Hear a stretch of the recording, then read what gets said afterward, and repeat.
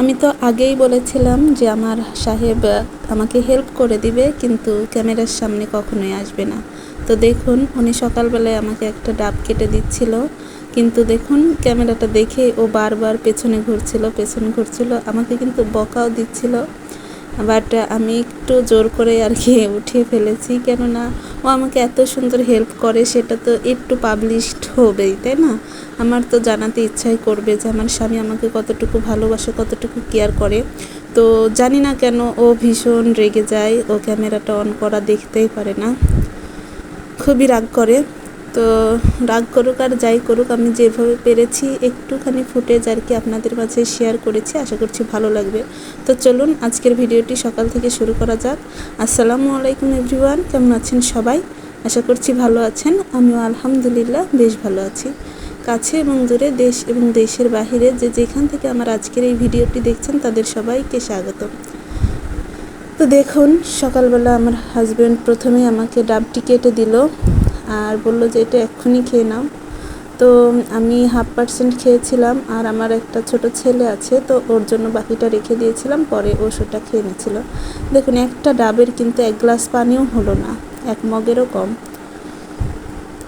তো যাই হোক, ওটা খেয়ে এরপর ওকে বললাম যে এই ভুঁইয়ের শাকগুলো বড় হয়েছে, তো ওগুলো একটু উঠায়ে দাও, আর গতকালকের যে এই ভাজিগুলো আছে সেগুলো দিয়েই আমার আর আমার ছেলের হয়ে যাবে, শাকটা একটু ভাজি করব। তো আমার হাজব্যান্ড কিন্তু সকালে আজ কিছুদিন যাবৎ খাচ্ছে না, আর এই শাক তোলাটাই কিন্তু আগের ভিডিও। তো তারপরে ডাবটা কেটে দিয়েছে। যাই হোক, কিছু মনে করবেন না, একটুখানি উল্টাপাল্টা হয়ে গিয়েছে। আর এই যে দেখুন, এখানে একটি গাছের উপরে লাউ গাছটা উঠে গেছে, যার কারণে আর কি গাছটা একদমই হেলে গিয়েছে। আর ওই যে আমার লাউ গাছে বেশ সুন্দর একটা ফুলও ফুটেছে, জানি না কবে লাউ ধরবে, কি আদৌ ধরবে না তাও জানি না। তবে আপনারা একটু দোয়া করবেন যেন আমার সবজি বাগানটা সবজিতে পরিপূর্ণ হয় আর কি। আর বাগানের এই সাইডে আগে টমেটোর গাছ ছিল, এখন সেগুলো কেটে ফেলা হয়েছে। অনেক অনেক টমেটো খেয়েছি, নষ্ট করেছি, মানুষজনকে দিয়েছি। আর এই সাইডে পেঁপে গাছ, তারপরে কালো মরিচের গাছ, দেখুন অনেক মরিচও এসেছে। তো এগুলো কিন্তু সবই আমার হাজব্যান্ডের প্রচেষ্টা আর কি, উনি খুবই ভালোবাসেন এগুলোর জন্য। আর ওই যে ওই সাইডে আছে বেগুনের গাছ, সেখানেও বেশ সুন্দর বেগুন ধরে। আসলে বেগুনটা উঠানো হয়ে গিয়েছে, বাট আমি ভিডিও করতে পারি নাই।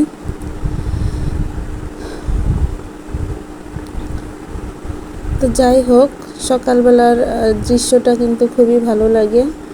আর আজকের আবহাওয়াটা কিন্তু বেশ গরম, গতকাল অনেক ঠান্ডা ছিল, আর আজকে প্রচুর গরম পড়তেছে, আর যার জন্য আমার শরীরটা ভীষণই খারাপ। এই শাক ভাজিটা দুপুরের রান্নাটাও করতে আমার অনেক দেরি হয়ে গিয়েছিল, যদিও সে সকালে তুলে দিয়েছে, ভেবেছিলাম টাটকা টাটকা শাকটা ভাজি করে ফেলবো। বাট সকালবেলা প্রাইভেট পড়িয়ে বাসি কাজগুলো সেরে আমি ভীষণই টায়ার্ড হয়ে পড়েছিলাম, যার কারণে অনেকক্ষণ শুয়েছিলাম, তারপর শাকগুলো বেছেছিলাম। আসলে ওর হাতে এতটা সময় ছিল না, ও জাস্ট শাক উঠিয়ে দিয়ে ধুয়ে দিয়ে চলে গেছিলো, পরে বললো যে তুমি টুকটাক পরে বেছে তারপরে রান্না করো। এখন কিন্তু ও আমাকে খাবারের জন্য চাপ দেয় না, বলে তুমি রান্না করতে পারলে বলো, না পারলেও বলো, তাহলে আমি হোটেল থেকে খাবার নিয়ে আসবো আর কি। তো হোটেলের বাসি খাবার, পচা খাবার আসলে আমার খুব একটা ভালো লাগে না, হোটেলে কি দেবে না দেবে, যার জন্য আমি ভাবি যে একটু কষ্ট করে হলেও নিজে রান্না করি আর কি। বাড়ির খাবার যতই হোক অনেক স্বাস্থ্যসম্মতই হয় কিন্তু। তো আপনাদের সকলের উদ্দেশ্যে একটা কথা বলি, ভিডিওটা প্লিজ আগে দেখবেন, তারপর একটা কমেন্ট করবেন, অযথা উল্টোপাল্টা কমেন্ট কেউ করবেন না প্লিজ। তো দেখুন, এটা কিন্তু প্রায় 12টা বেজে গিয়েছে, আমি শুয়েছিলাম, তারপর খুবই গরম লাগছিল, অনেক গরম লাগছিল, তারপর অনেকক্ষণ ধরে গোসল করেছিলাম। আর এই তো গোসল টোসল করে তারপর চলে এসেছি রান্না করতে। আসলে গরমে থাকতে না পেরে কিন্তু আমি গোসল করি, আদারওয়াইজ আমি কিন্তু রান্না শেষে গোসলটা আর কি করি। তো দেখুন, সবগুলো শাক কিন্তু আমার এই ছোট্ট কড়াইটাতে ধরলো না আর কি। তো যতটুকু হয়েছে ততটুকুই আমি কড়াইয়ে দিয়ে দিলাম, আর এটা কিন্তু আমি জাস্ট এখন ভাপ দিয়ে নেব, কেননা এর থেকে অনেক বেশি পানি বের হবে, আর পানিটা আমি ছেঁকে ফেলে দেব। তা না হলে আমার এমনিতে অসুস্থ, আর এই গরমের ভেতরে বসে থেকে চুলার পাড়ে রান্না করাটা আমার পক্ষে প্রায় অসম্ভব হয়ে পড়ে। তো যার কারণে আর কি যতটা শর্টকাটভাবে রান্না করা যায় ততটাই করছি আর কি। এই যে ছোট ছোট খড়ি ঢুকিয়ে দিলাম, এগুলো বেশ সুন্দর জ্বলে। আর এখন দেখব যে নিচে কতটুকু আর কি ভাপানো হয়েছে, তাহলে উল্টে দিলে আর কি সুবিধা হবে, পরের শাকগুলো আমি আবার কড়াইয়ে দিয়ে দিতে পারবো। তো নাড়াচাড়া করতে যেয়ে দেখলাম যে না, এটা ভালোভাবে এখনও হয়নি ভাপ দেওয়া নিচেরগুলো, কেননা শাকগুলো বারবার পড়ে যাচ্ছিল, আর উপরের দিকেরগুলো যেহেতু এখনও টাটকাই রয়েছে, যার কারণে কড়াইটা আমার হচ্ছে এই নাড়াচাড়া করার সময় শাকও পড়ে যাচ্ছিল। আমি ভাবলাম যে থাক, এভাবেই থাক, না হলে একটু পরে আবার করব, নাড়াচাড়া করে দেব। তারপরে ভাবলাম যে থাক, আস্তে আস্তে ট্রাই করে দেখি, শাক যেগুলো পড়ছে সেগুলো না হয় ধুয়ে দিয়ে দিব। তো দেখলাম যে নিচের দিকে হয়েছে, বাট আমার আর কি নাড়াচাড়ার সমস্যার জন্যই এগুলো দেখুন পড়ে যাচ্ছিল। আর এই সবুজ শাক খাওয়া কিন্তু একটা প্রেগনেন্ট মহিলার জন্য অনেক অনেক বেশি জরুরি। ডাক্তার তো আমাকে বলেছে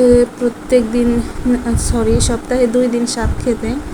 তো যাই হোক, এখন দেখুন বেশ সুন্দর ভাপানো হয়েছে, আর এরপর আমি বাকি শাকগুলোও এর উপরে দিয়ে দিব। আসলে হয় কি, কাজ কিন্তু অনেকই করা হয়, বাট কাজগুলোর ভিডিও করা হয় না। এই যেমনই আমি কিন্তু এর মাঝেই আর কি থালা বাসন যেগুলো ছিল সেগুলো ধুয়ে ফেলেছিলাম রান্না করতে করতে, আবার ঘরটা মুছেছিলাম। বাট ক্যামেরা অন করে সমস্ত কাজ করাটা অনেকটা কঠিন হয়ে যায়, যার কারণে আমি ক্যামেরাটা অফ করেই বেশি কাজ অফ ক্যামেরাতে করে বেড়াই, কেননা অন ক্যামেরায় কাজ করলে অনেক সময় কাজগুলো ভুল হয়ে যায়, আবার ভালোও হয় না, সময়ও লাগে।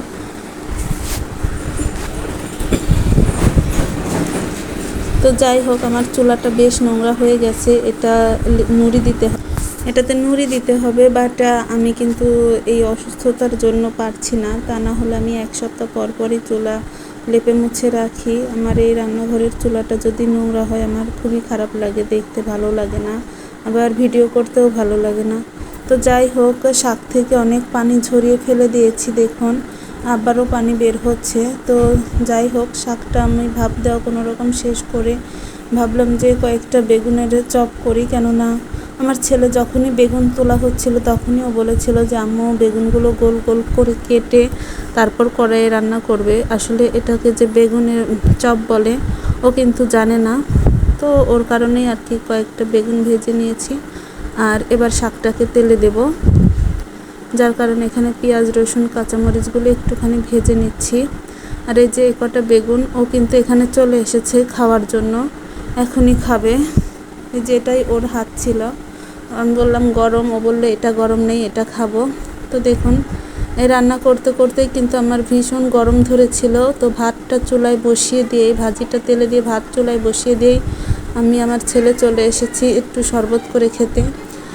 তো এখানে কুসুরের গুড় এবং লেবু দিয়ে শরবত করেছি। আসলে কুসুর আপনারা কেউ চিনবেন না, আখের গুড় আর লেবু দিয়ে শরবত গুলেছিলাম, সেটাই খাচ্ছিলাম। আর এই যে তারপর আবারও হাত মুখ ধুয়ে রান্না শেষে চলে এসেছে আমি আমার ছেলে খেতে। এখন আমরা দুজনে খেয়ে আমি আমার মায়ের বাসায় চলে যাব, কেননা এত গরমে আমাদের বাসায় থাকাটা খুব কঠিন। টিনের ঘরে কিন্তু বেশি গরম ছাদের ঘরের তুলনায়। তো যাই হোক, ভিডিওটি কেমন লাগলো প্লিজ কমেন্ট করে জানাবেন, আর ভালো থাকবেন আপনারা সবাই। আজকের ভিডিও থেকে এখানেই বিদায় নিচ্ছি। আল্লাহ হাফেজ, আসসালামু আলাইকুম।